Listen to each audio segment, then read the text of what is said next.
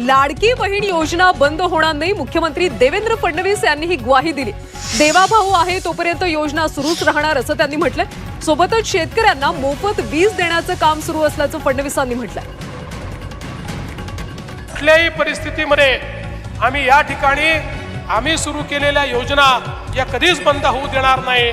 सातत्याने काही लोक सांगतात लाडकी बहीण योजना बंद होणार, मी तुम्हाला सांगतो जोपर्यंत देवाभाऊ आहे, जोपर्यंत शिंदे साहेब आहेत, अजितदादा आहेत, लाडकी बहीण योजना कधीच आम्ही बंद होऊ देणार नाही।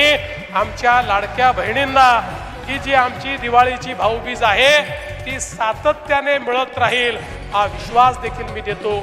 आमच्या शेतकऱ्यांना जी वीज सवलत आम्ही दिलेली आहे, विजेचं बिल जे माफ केलेलं आहे, 5 वर्ष आमच्या शेतकऱ्यांना विजेचं कुठलंही बिल भरावं लागणार नाही हे पुन्हा एकदा या ठिकाणी आपल्याला सांगतो।